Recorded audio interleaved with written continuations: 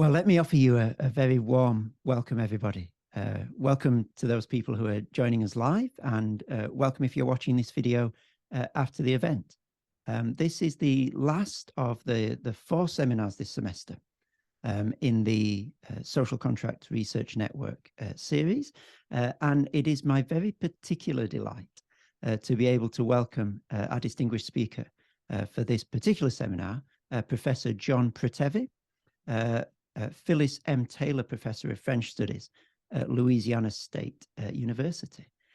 I first came into contact with Professor Protevi's work in relation to writing on Foucault when I was trying to do a little bit of work on Foucault myself, and I was impressed right from the beginning with the depth and acuity of his understanding of Foucault. And then I found that this was only sort of the tip of the iceberg into a much, much broader, really impressive corpus on subjects ranging from Foucault and books on Gilles Deleuze, books on political affect.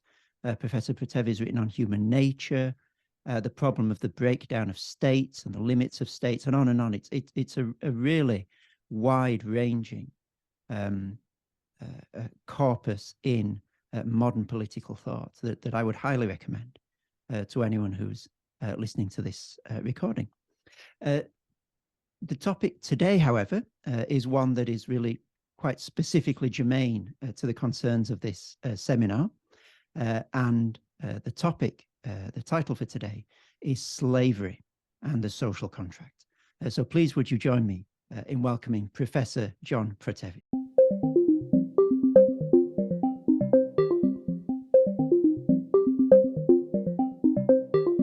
Thank you. Thank you so much, Chris, and I hope that I'm able to be heard.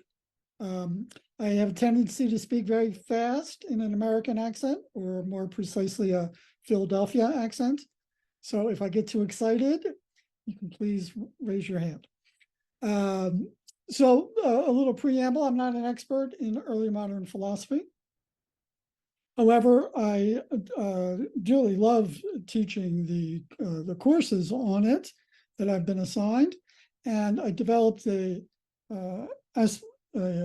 approach rather than tackle the classical metaphysics and epistemology module, where you start with the rationalists and you go to the empiricists, and then Kant is the hero who saves everything at the end. I wanted to do one on concepts of freedom.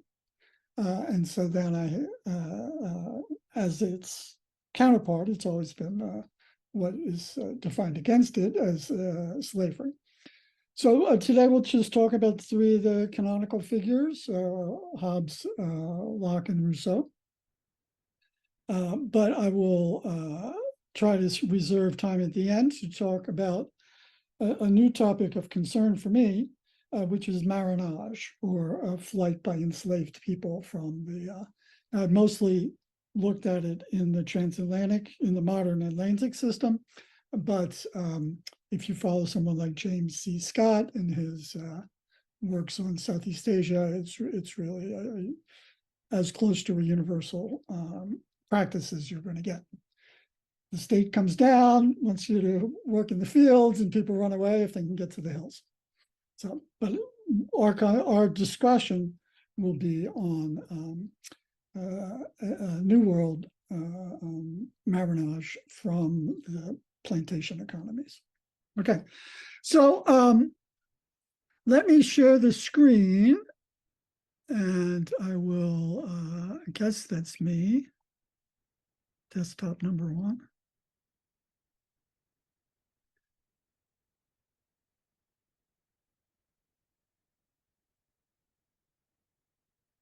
Oh, come on.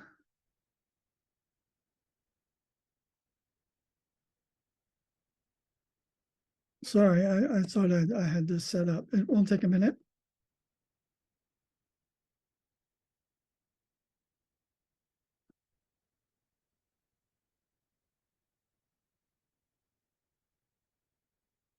All right, let's see if we can get back to this then. All right, great. All right, so let's go to Safari.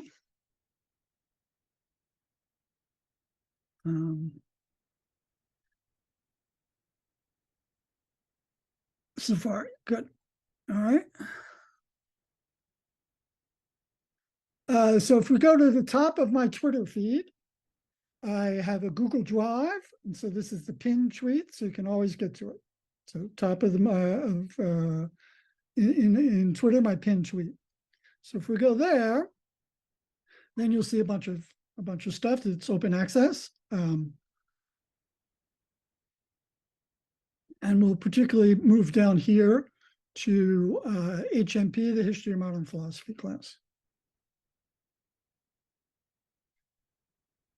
Okay. All right, and then I have lots of materials that I've developed over teaching this course throughout the years. So they're all downloadable. It's some Aztec stuff. I usually start with Montaigne and the Cannibals essay, trying to look at first contact between Europeans and native Brazilians.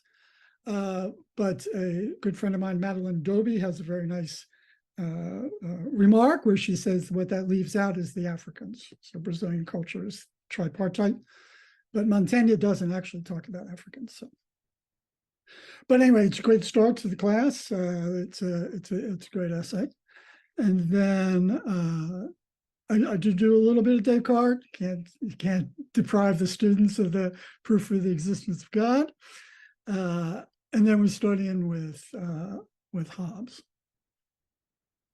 So let's see here. All right. Now, what I want to do at this point is I'm going to go to Microsoft Word, and I'm going to find the slavery and social contract. No, that's not it.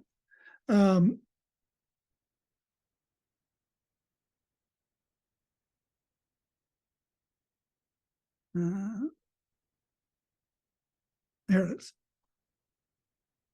So this is the overarching thing. I think I sent it to Chris here. So we'll just work through this a little bit, and then I have some other supplemental things to talk about. So Hobbes has a very restricted sense of slavery because he's fighting in favor of absolutism, and the anti-absolutists are going to say that having an absolute monarch is a state of slavery. So it's explicit in Locke. And to outfox that, he wants to say that you're only really a slave if you are completely bound, physically bound. Right? As a materialist and a determinist, Hobbes is not going to be able to say that you're free will or free choice over your desires. But given your desires, if you're able to access them, if you're able to accomplish what it is that you happen to desire, then he says that's liberty. And in the free will debate, that's in a particular position.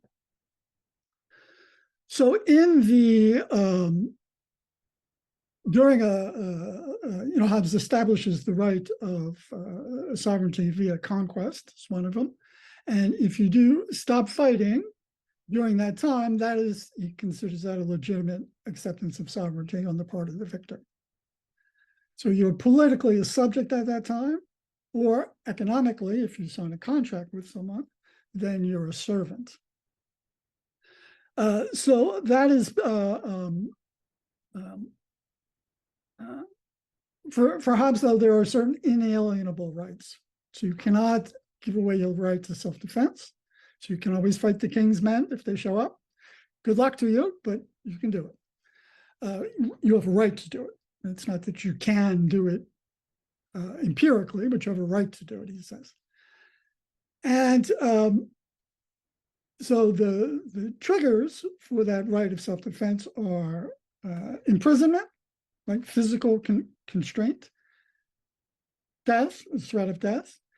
And then very interestingly, this is developed by a person named Daniel Lubin, a really nice article called Hobbes or Hobbesian Slavery, where there's a particular line in the Leviathan where Hobbes says that the third inalienable right is that you can't give up the right to resist. Should someone make your life so wearying as to not be worth living it? And so what while Hobbes has this extremely restricted sense of slavery as being physically in chains, which would not accord with the vast majority of people in the transatlantic slavery system once they're out from the boats. You could always be put back in chains, but once you're out from the boats, you have to be unshackled in order to work. Nonetheless, that threat of constant death is enough, I think, to trigger this, according to Lubin, is enough to trigger this right of self-defense for enslaved people. So in this case, they're in the state of nature with their enslavers, which is a state of war. So there's no crime. So they can do what they need to do in their best judgment to defend themselves. So it's very a classic thing. One of the twists, I think, that Lubin doesn't actually get to, however, but when you study transatlantic slavery, one of the coercive effects is the threat of torture against your loved ones. So it's not just torturing you, but it's making you witness torture of your loved ones. That, in fact, is the Latin root for torment. Torture is when you twist someone's body, it's torture. Torment is when you twist their mind, ment, M-E-N-T. So torment is when they make you watch torture of your loved ones. The nth degree of that, or the highest degree of that, is when they make you torture somebody else. Right? So those were coercive practices throughout transatlantic slavery, and we can see that, I think, although I think that would be a triggering effect, a condition such that it would be not worth living a life that in which you were forcibly enlisted into becoming a torturer, or at least having to witness your loved ones being tortured. So that's Daniel Lubin, 2018, Political Theory. Highly recommend the article. It's a really nice one. And the students are able to see that. They really do appreciate that one. So that's the little Hobbes bit. Obviously, in the discussion, we can get into more details. But what's interesting here, then, is that Hobbes doesn't really justify slavery. What he's concerned with is what are the rights of resistance of people, right? Should they find themselves in a condition of enslavement. Locke is the only one who does offer a justification for slavery. Right? And so that this is in the critical commentary on Locke's role in the transatlantic slave trade. A common complaint is, well, why even bother giving a justification for slavery when you know, or you should know, a reasonable person should know, that it'll be twisted for ideological purposes later on. So, but just as a note, he does have the justification for slavery, and that is, if you attempt to get someone else into your absolute power, that triggers the state of war between you and the person. And if you are the aggressor, but your intended victim wins the battle, then they are entitled to enslave you. And there he says that it'll be, you have to substitute your service because your life has been spared. He does not say that you have a right to resist. He does say it is in your power to end your slavery by resisting such that you get killed by the master. So it still is not willing to give a right to resistance on my reading. I'm not an expert, but that's, I don't think, but empirically he says if you're sick of it, you can resist and thereby draw down your possible death. Now, controversially, and as the class warfare readings of Locke will say, he will also say that thievery is a trigger for justified slavery. So he says that, he has that line in there where he says that if someone comes upon you to take your goods, you don't have any assurance that they won't continue to take your life. So therefore, that triggers a state of war, takes you out of his notion of the state of nature, which is rational people interacting, into a state of war. And hence you justify, should you be empirically victorious in enslaving that person. So that's what people call the penal, criminal slavery there. So attempted murder or theft, as well as the political condition, which is the most well commented upon, which is the attempt by absolutists to install an absolute monarchy, would trigger the state of war. And so if you are on the victorious side that conquers or that defeats would-be absolutists, then you would also have the right to enslave them. Now that, however, is annulled, he says, as soon as there is a contract. It's one of Locke's famous lines is, you do not have the right to self-enslave yourself, because that would be putting your life into the absolute power of someone else, but your life belongs to God, cutting it quickly, and you don't have the right to do that. So you don't have the right to suicide, nor do you have the right to enslave yourself. So once there's a contract in which there's a trade of my obedience for the limited power of my victor, then that's the end of the state of war and the end of slavery. So we can see this in the social contract.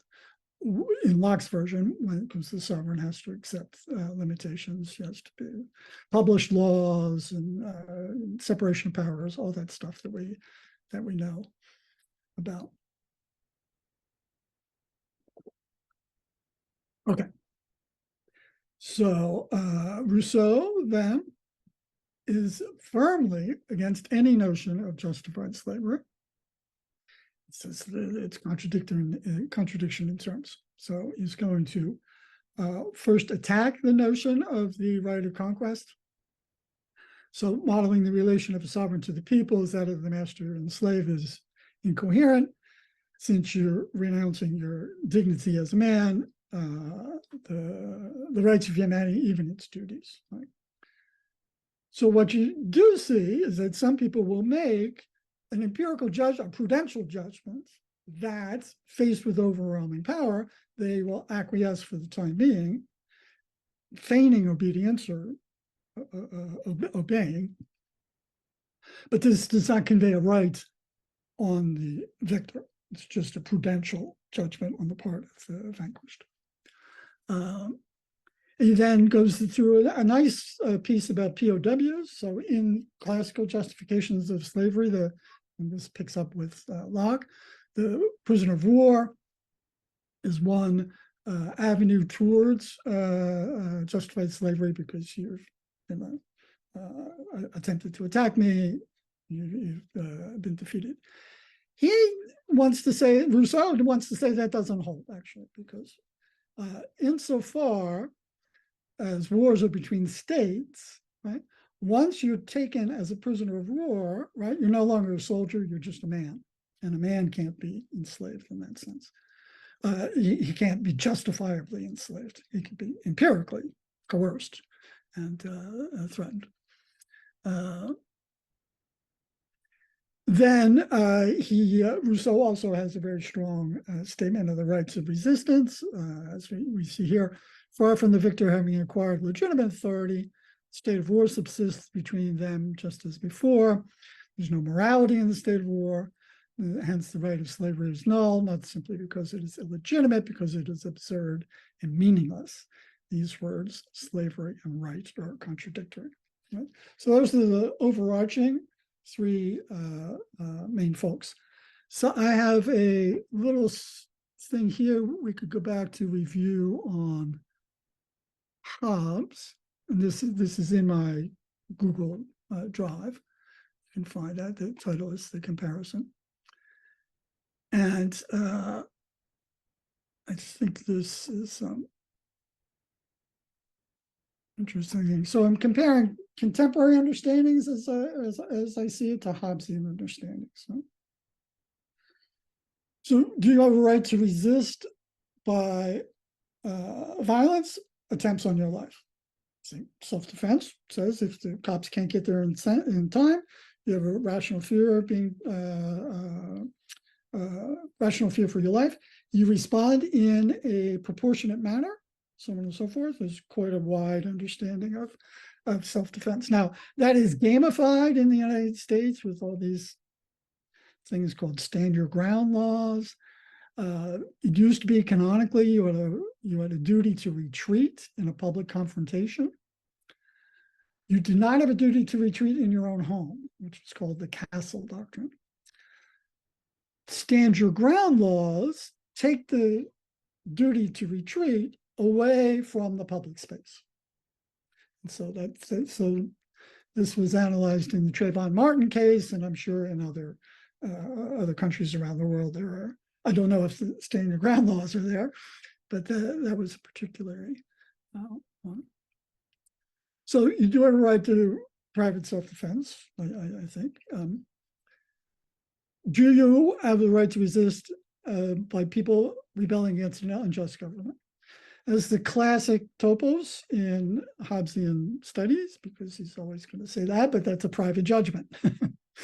Now, when is it that the government is bad enough that you can rebel against it? So that's a very difficult angle, and I just know a little bit about the Hobbesian literature there.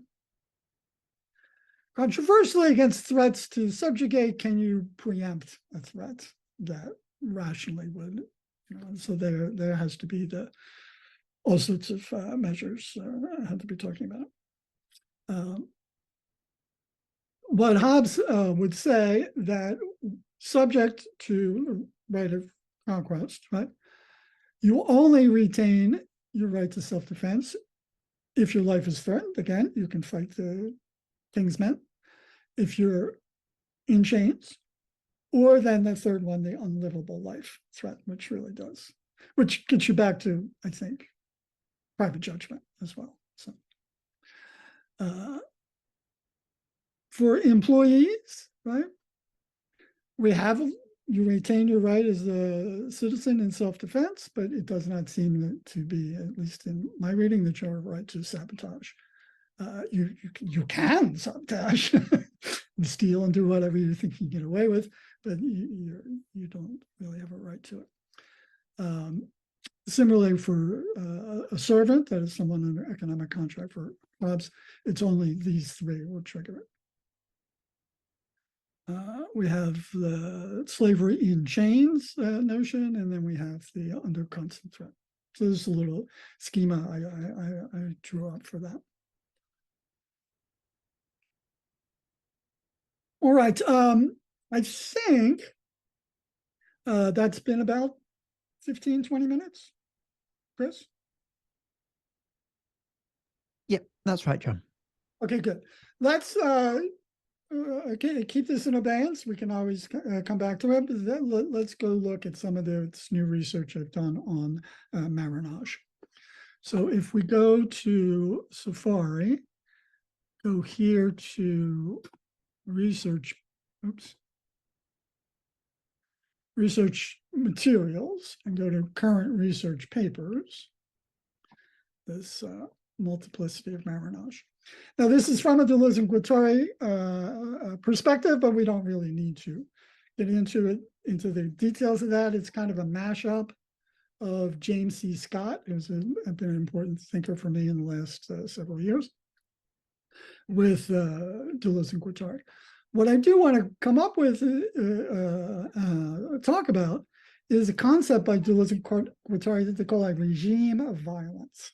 And that would be the de facto and de jure possibilities of violence within any kind of social setting.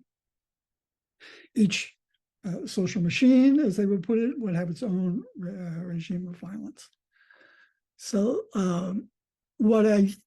the ones that Deleuze enumerates are primitive societies where we have ritual warfare, what he calls primitive societies. What we, in a more enlightened post-1970s anthropological terminology, they actually deliberately go back to this archaic terminology of primitives, barbarians, and civilized, but it's a long story about that.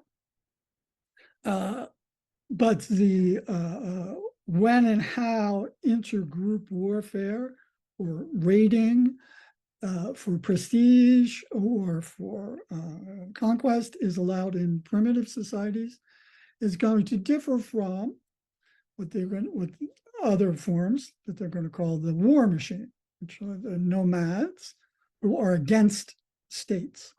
States in this sense are systems of total control, using Scott's terminology of total legibility and visibility, where every human activity is measured against the standard, such that in activity, it can be, you can talk about land productivity, you can talk about rent, work productivity, you can talk about profit, and taxes. They have a thing about taxes. So that the nomads, they say, create a war machine of mutation that attacks all attempts at rigidifying state control.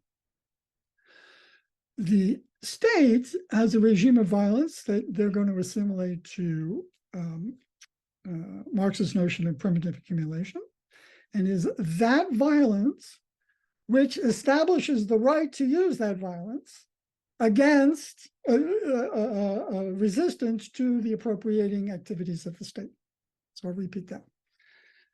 That violence, which in its exercise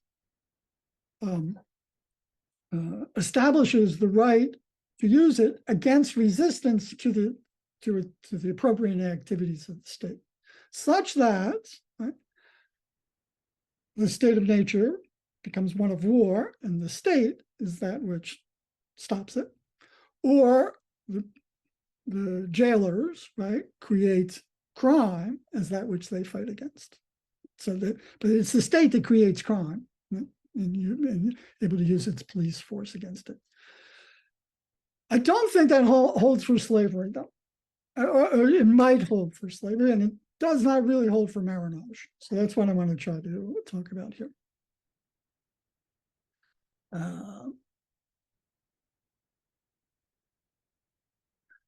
So I think the thing about marinage is that they're not really anti-state.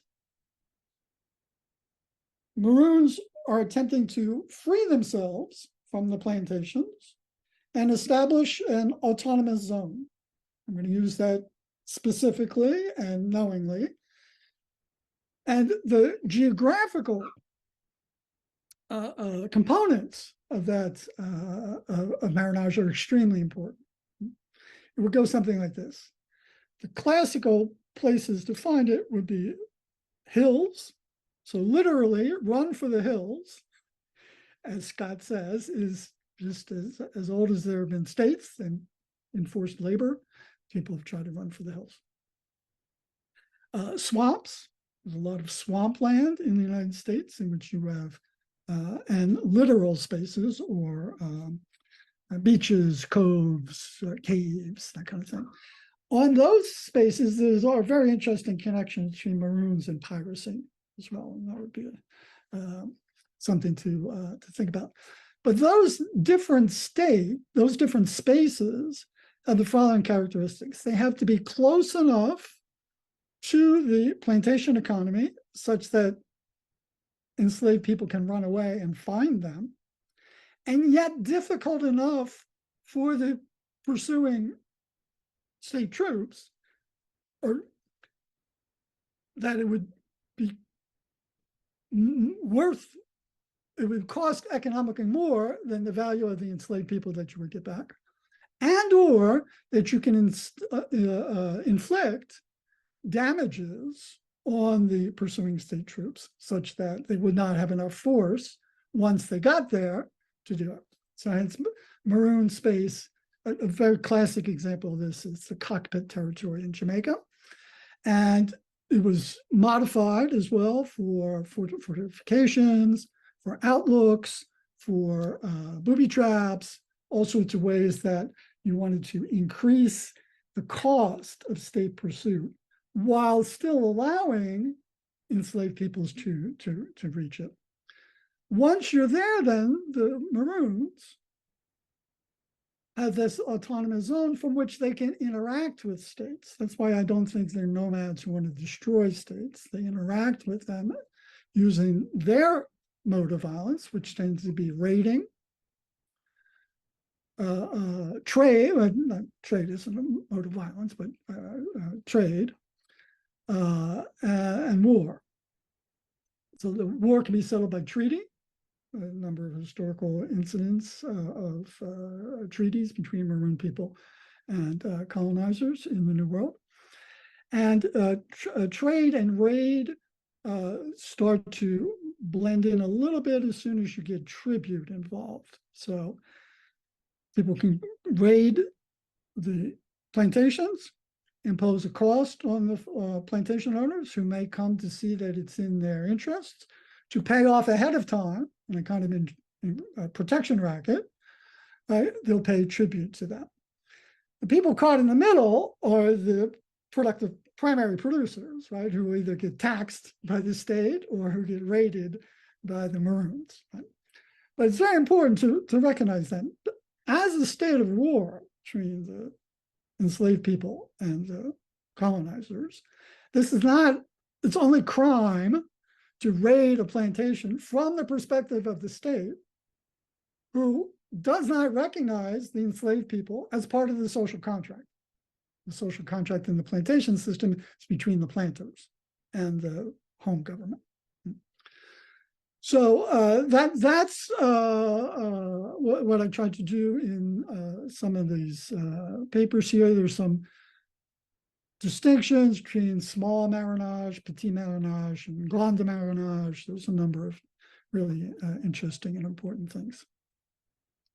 One last one, though, I should bring to your attention is the distinction between what I'm going to call wild marronage, so when you find someplace in a different space, physical, literal space, than the plantation system, and urban marronage, which is a very interesting phenomenon, insofar as many urban settlements in the plantation system had at least a margin of free people of color who had papers, and as long as you have a system in which you have papers and they give you the right to freedom, you're going to have what we somewhat ironically call a black market in false papers.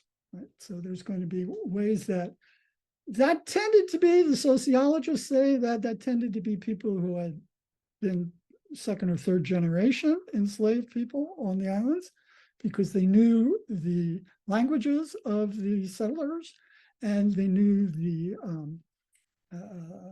ways and means of the city, so they could blend in more easily. Some of the historians will say that people who are just right off of the slave ships will make a run for the hills right away. So there tends to be a difference between the social backgrounds between the Maroons and the urban Maroons and the wild Maroons. So let's see here. I do think this is connected. And so this is something I did with my, probably one of the first things I did in my own name, as it were, was a paper in 2005 on Hurricane Katrina. And I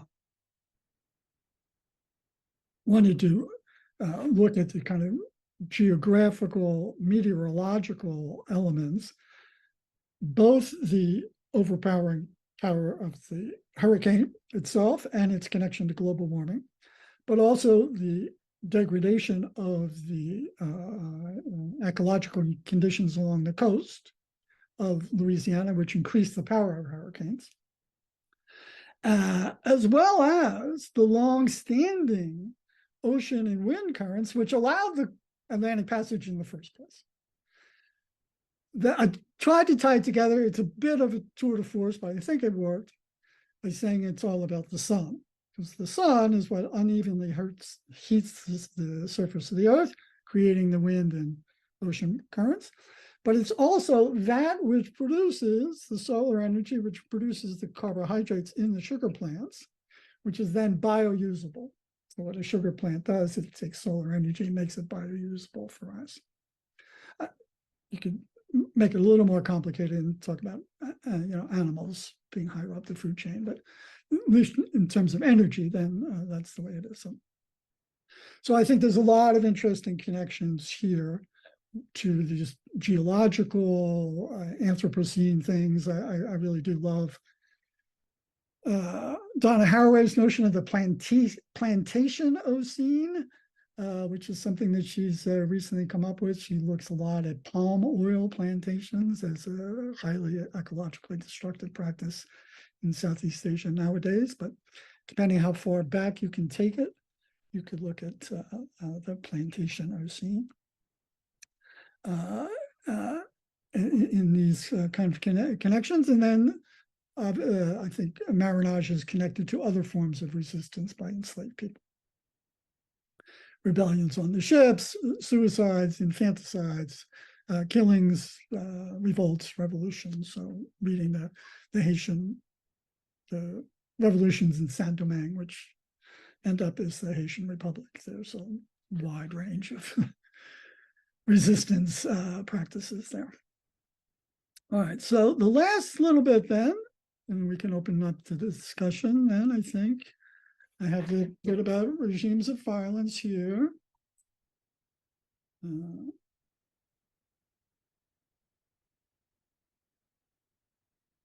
did a bit about mastery and marronage. So to come back to mastery on the plantations, I think is its own regime of violence because it only works by arbitrary, unpredictable, hyper-violence, torture.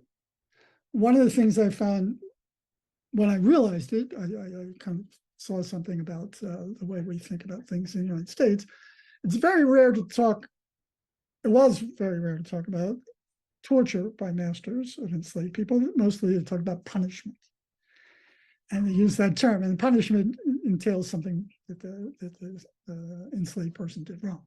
But of course, it was torture. So all that stuff that we talked about with Hobbes, the arbitrariness, the threat, especially the threat to your loved ones, I think is what we find there. So they say mastery is the creation of a zone where life can be taken or exposed to threats of torture and death with impunity. So, of course, there's a connection. We could pick that up with Achille Mbembe and necropolitics and the whole notion of impunity as a twist on Foucault's biopower and necropower. And the last little bit here, some very interesting stuff about the social structures. I don't want to spend too much time. The geography, we've got that. Okay, contemporary definitions or dimensions of marronage. In Atlantic studies kind of thing, especially in Brazil, people do talk about a generalized quilomboism, and quilombo is one of the terms for the Great Maroon Community of Palmares, which lasted the entirety of the 17th century before it was defeated in war. And people will talk about that, so picking up the notion of the temporary autonomous zone as a marronage, flight from the state kind of thing. Also the less spectacular things, but squatting, hacking, collectives, non-cash economies that you can see in urban zones, and that negotiation between gangs and state police order forces, most notoriously in the favelas in Brazil, but you can see that otherwise. So it's kind of a no-go zone, and we'll let you run your own thing. So the gangs would create their own government, and they provide social services, a lot of sociological research on that. On the other hand, then the difficult thing that we find, or one of the more difficult things that we find now, is the surveillance and intervention capacities of the modern state are such that it's very difficult to find a geographical area where you can have marronage anymore. If you, God forbid, have some natural resources on your territory, they will fly in with the helicopters, they will cut all the grounds down, they will build in the roads, right? And with drones and GPS and all sorts of things, it's very difficult to hide. So it might be that urban marronage, right? Now, there are a few non-state controlled zones in the world, extreme geographical resistance to state power, which I think Pakistan, Afghanistan are probably the main ones.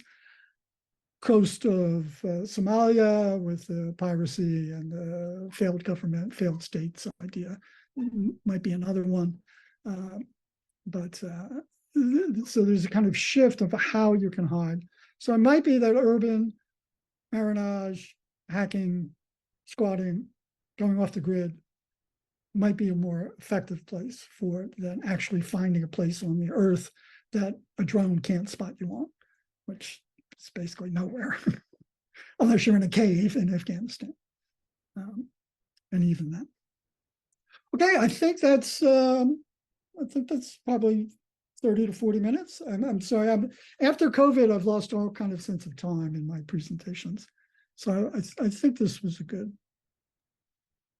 Fantastic, John. That was wonderful timing and a wonderful paper to provide a lot of material that we can engage with. I've certainly got a list of questions here myself. Just to remind people, if you do have a question or a comment, if you could just write a single line in the chat, and then I will call upon people to ask questions in the order in which they appear on the chat.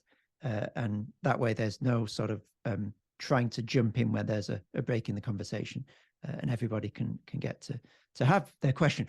While people are thinking what they might want to ask, John, I wonder if I could jump in with the first question, please. And I'm really trying to work hard on this idea that you're introducing of the zones of marronage, the people fleeing to the hills, creating alternative communities. And I'm currently working on the state of nature idea, and I'm wondering whether these zones are best classified as alternative societies, alternative civil states, or states of nature, whether they're an exception to established order or an alternative order.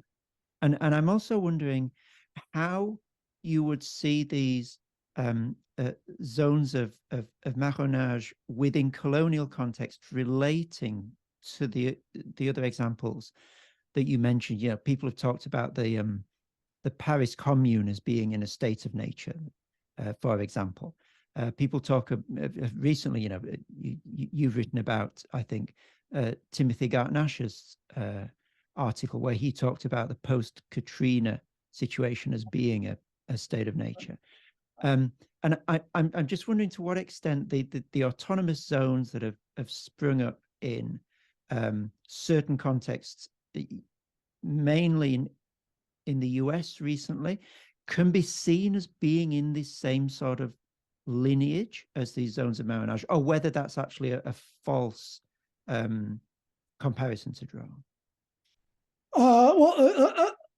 A couple of things. So for maroon communities to withstand the state of war that they're in with the plantation economy, they had to have internal social structure. Right? There's a lot of debate about whether they simply implanted African kingship models. And so this is the Palmeiras example. It's one of the most well-studied examples, the Brazilian one, but I think in some of the Jamaican ones as well, or whether it wasn't flatter and more networked, let's put it this way. But mostly, from what I understand, most of them would distinguish between an enslaved person who ran away on their own accord and reached their territory, whom they would welcome in, with a kind of initiation ceremony. Right? They would have to, because one of the things about the maroon communities is they had people from all sorts of different parts of Africa. Some native autochthonous, Brazilian Indians would come in as well. some runaway whites, right, as well, very, low socioeconomic folks. And so they had to have some sort of way of bringing them into a communal structure of trustworthiness in their fights, because they were constantly worried about spies and agents provocateurs and double agents and so on and so forth. They distinguished those from those people whom they captured in raids and brought in, who they tended to have to serve some domestic servitude. Right? Now, it probably wasn't full-on chattel slavery, but it probably, and sometimes it depended on what how long the probationary period was before they would show that they had been acclimated, or demonstrated their loyalty to the cause. But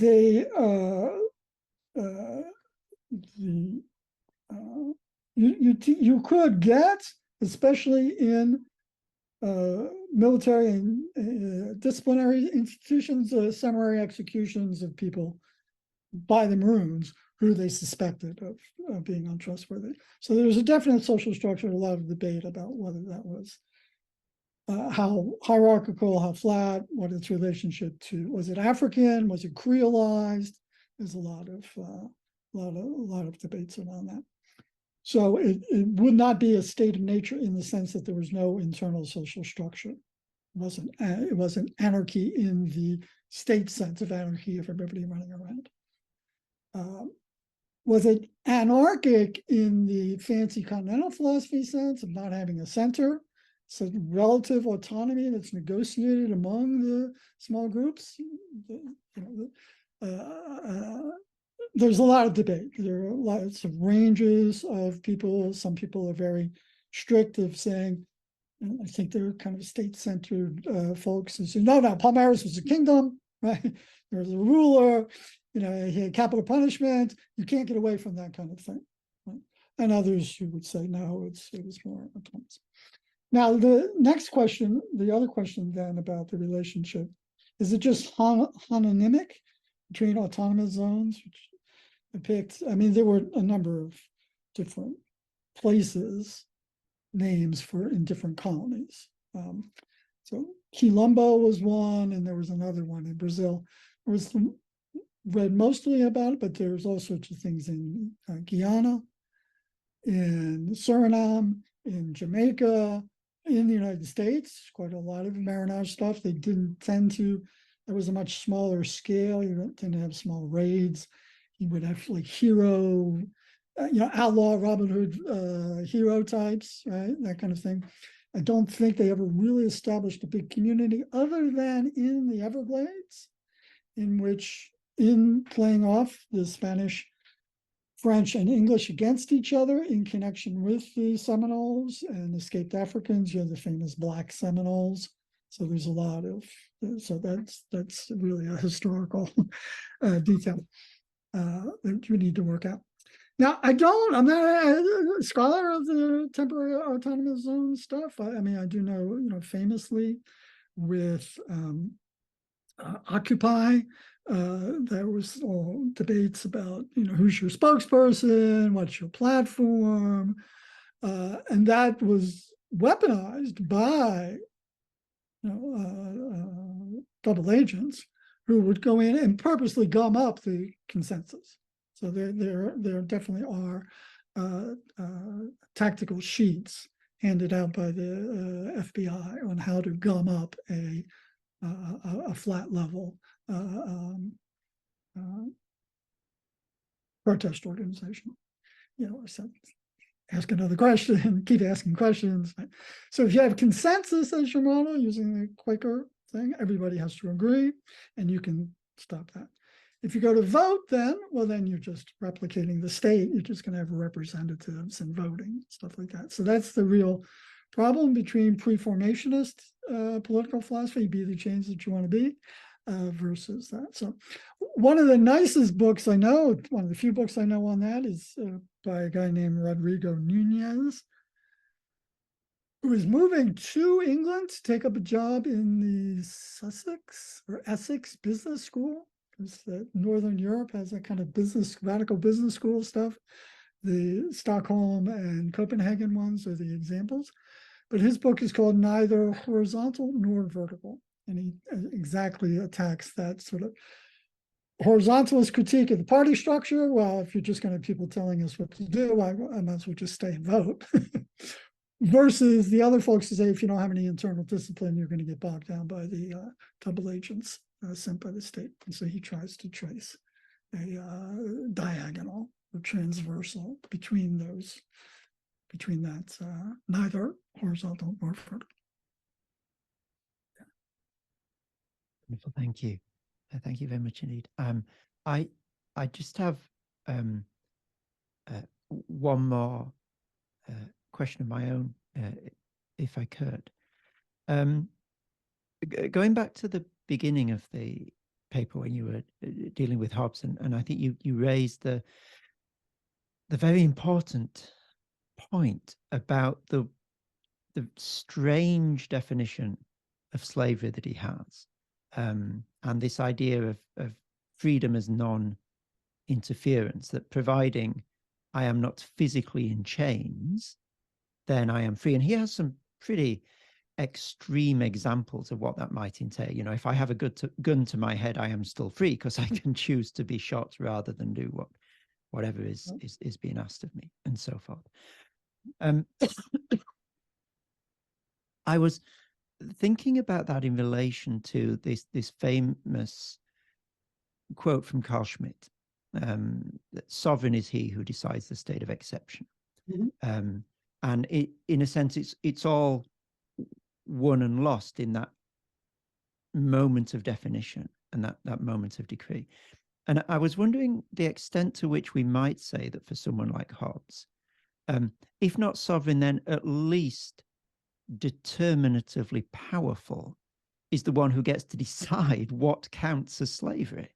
And then whether that's a principle that can be broadened to all of these contexts. You know, look, Locke, for example, in the way that you were talking about him, it's all about who who is deemed to be a slave in what context and for what purposes, and how that can be manipulated. And again, for Rousseau, it's the way in which he demarcates the concept of slavery is critical.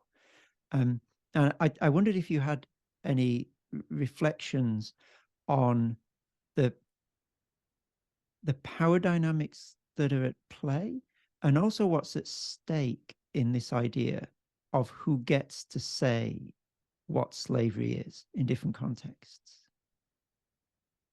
That's a great question.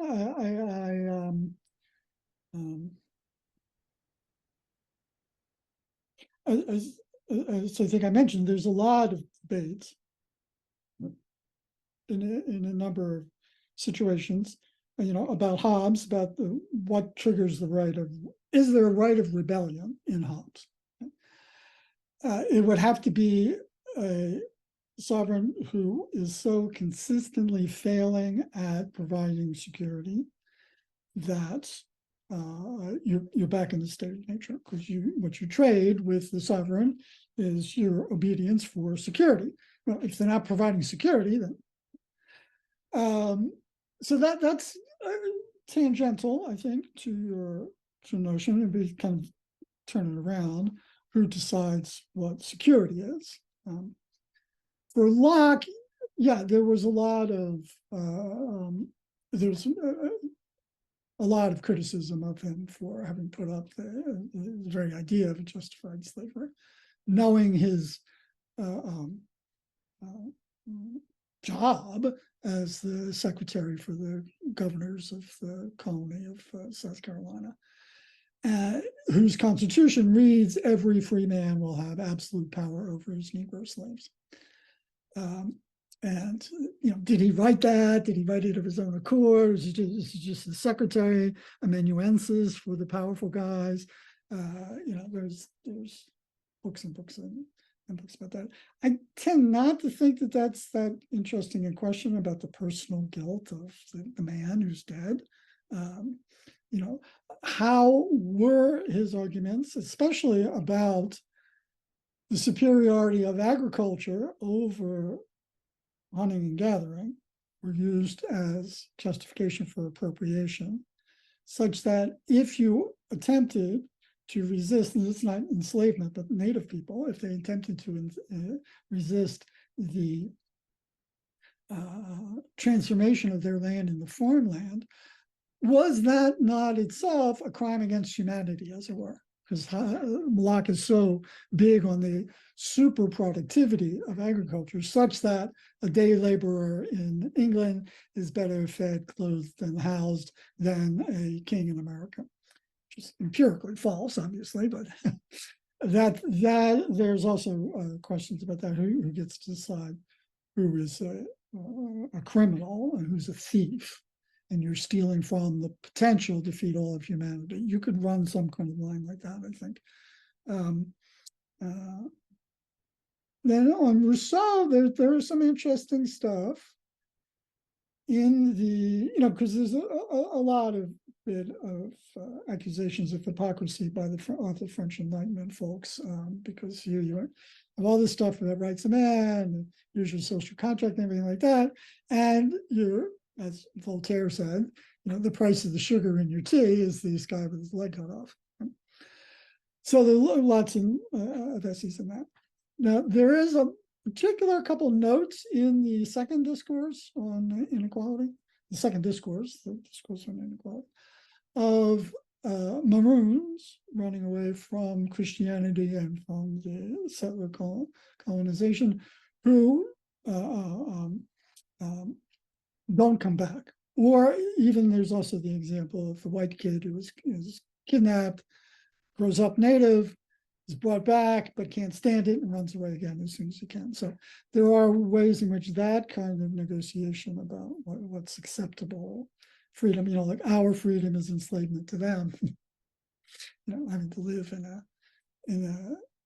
there are very few denunciations of modernity as scathing as the first discourse, where we have the esteemed society and you're always looking over your shoulder, the best you can get is, is to sneer at somebody else, but you're always see this whole, I guess, a panopticon of mutual contempt. So being legally free in that kind of society, you could just turn that around and say, well, I'd rather live in the woods. Yeah. Now, there's a lot of, the other book I should mention has had a lot of publicity the last couple of years is Graeber and Wengrove's, connecting on that because of writing on Occupy by Graeber and Wengrove's The Birth of Everything, I think it's called, where he even tries to say that North American native political thinking on equality is actually at the root of some of the French Enlightenment thinking of it. And that's heavily criticized by the literary scholars who say, no, that's just a trope. They always put these things in the mouth as the natives. But he says, maybe it's not. Maybe it's not. If you actually look at the way the Iroquois ran their society. Anyway, I'm kind of rambling a little bit, but. No, that's really helpful. Thank you. I've got one comment there, John, on what you've said, and I will just preface that by saying, if anyone else has a question, this is a great time to write it in the chat, because once I've made this comment, I'm going to start to wrap things up. So please, if there's something on your mind, do say. I have 1 minute. I'm going to turn on my ceiling fan. Okay. Still, I'm going to get a drink of water, so it'll probably be about 2 minutes. Right, you are. Well, in that 2 minutes, it's a chance for people to shape a question or a comment if you have one. Pop it in the chat, and then I will call upon you viva voce to pose your question to John.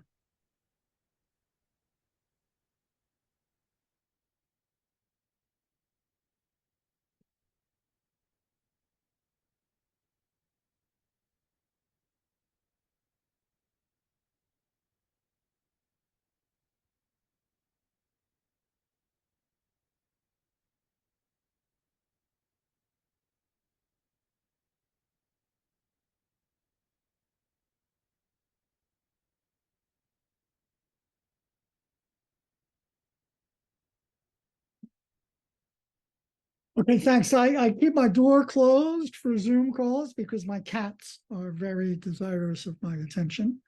But then it ended up getting a little hot. It's a dilemma. Cats are very welcome if they want to stroll across the screen. There's no objection to that at all.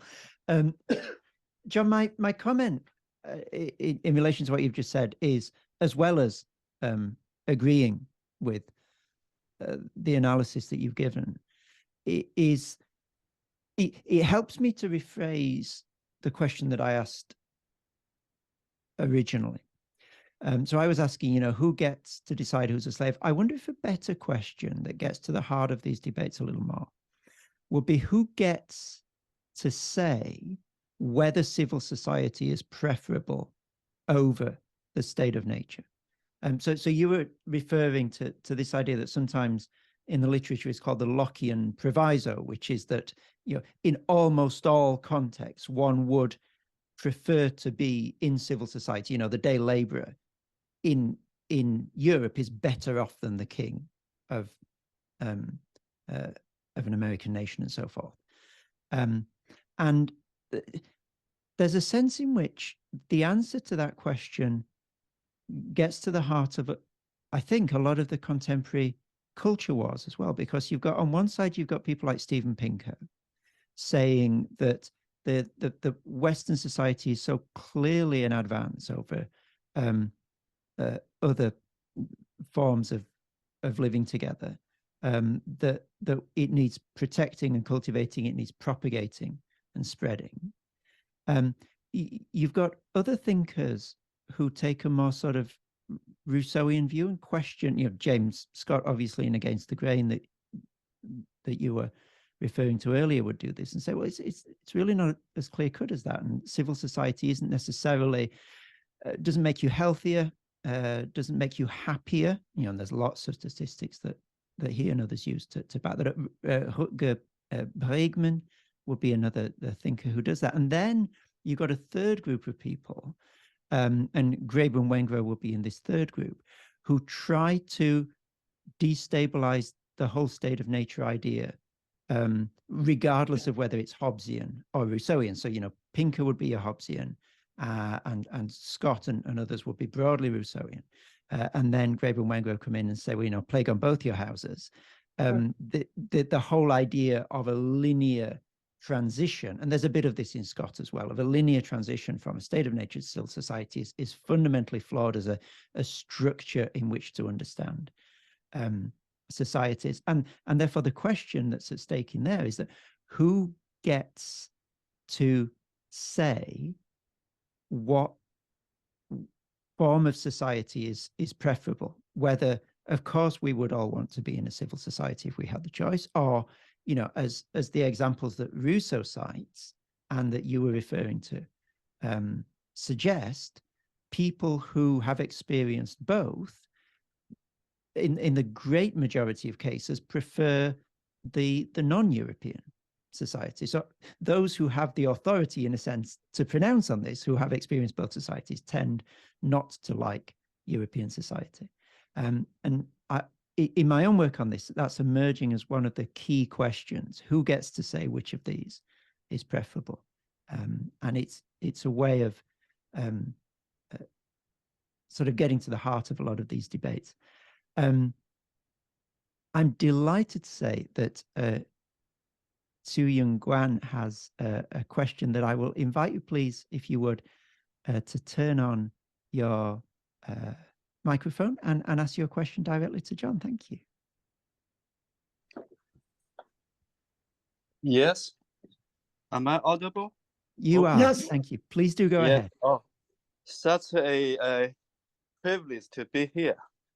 I chance upon your event program, through my event bride. You go from one place to another. So this is a great advantage of living in modern society. The technology is fantastic. So in my question, I have two parts. The first part is, all the historical events wars or in slavery happen for reasons, given the economic development stage and the challenges faced by the whole humanity. Even the king and the conquerors wasn't living a life that can be envious. We can envious of. That's my so. Therefore, there must be some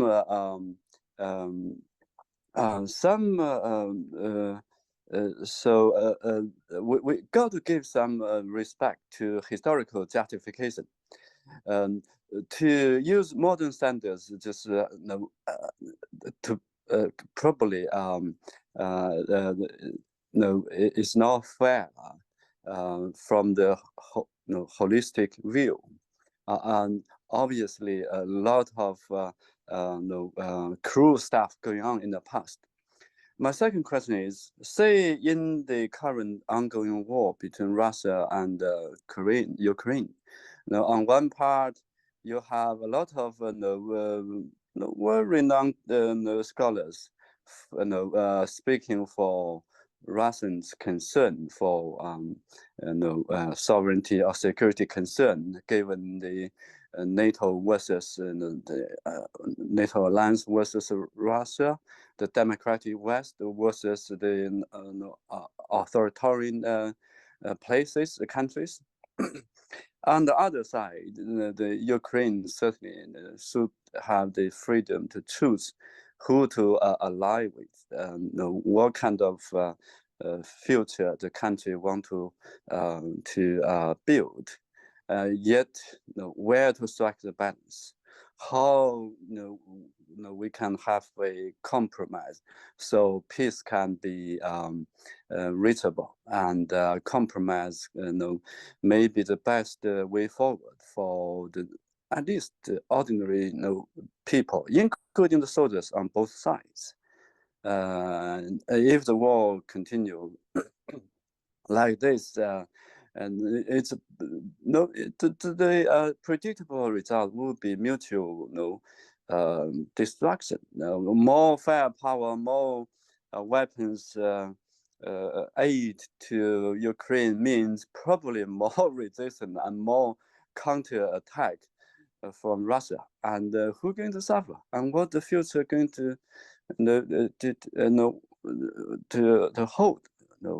For the economy, for the infrastructure, the cities being destroyed and will continue to be destroyed if the war going on. So academics certainly can have some. I mean, academics are different from the politicians. They represent some powerful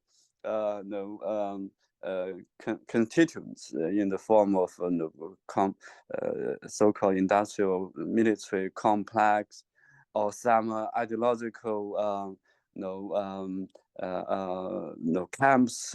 But academics to take the whole humanity and as their concerns. So anyway, so thank you very much for your talk and any response. Well, I mean, the first question about, then we can't go backwards. I mean, there's a lot of debate about degrowth with climate change, and we certainly need decarbonization. Is it feasible to have decarbonization without degrowth? So these are very complex questions that are beyond my technical capacities to weigh in on. I don't think I don't think it's the right way to say that when people critique slavery, they are critiquing ancient practices by modern standards, because there were 40 million people in the 17th century, in the 18th century, in the 19th century, who were dead set against slavery. The slaves, they're people, right? You can't just say, oh, we white people from the 21st century are judging the colonists. They were being judged at the time by the people in chains who revolted and killed them and fled from them and so on and so forth. So I don't particularly like that particular thing, that when we do that, because there's always going to be people at the time. Not everybody thought like that. There's a long history of anti-slavery throughout the thing. Yeah, I don't really have anything to say about Ukraine and Russia, other than I'm a concerned citizen of the United States and I have my personal political positions, but I don't think this is the time for me to say anything about Ukraine. I mean, insofar as I'm an invited guest to a professional events, I don't think it's the right thing for me to. Yeah, I mean, I asked the question for the reason though, because in your talk you dwell on the question who get to decide, slave or whatever, and in my question with regard to Ukraine-Russian war, who get to decide, whether security is a dominant concern or the freedom to choose. This how to strike the balance does make a difference in the real world. I think war is the way we settle that question. I mean, now whether that war takes the form of diplomacy, firepower, trade, public relations, double agents, espionage, all those kind of cold and hot war things. We're in the process. That decision is in the process of being made. Yeah. Right? Whenever there is a differential in terms of power and ideology, there are bound to be conflicts and tensions and wars. That's a very pessimistic, probably truth. They're going to continue to be true throughout the humanity in the past millennium. I'm not sure I ever gave the impression that I would deny anything like that. That is my personal. That's my personal, pessimistic, self-reflection. I'm not a tribute to you. I do. I'm very grateful for the talk and this opportunity, and I'm brave enough to appear on camera. So I found the website full of rich talks materials. Thank you for that, the organizer and professor, the speaker. Well, thank you very much indeed for your question. Thank you to John for your very rich engagement with the discussion that we've had, and for your fascinating paper that I think raises really important questions, both in terms of our understanding of history and for the present moment as well. So please join with me, if you would, in thanking our speaker for today, Professor John Protevi.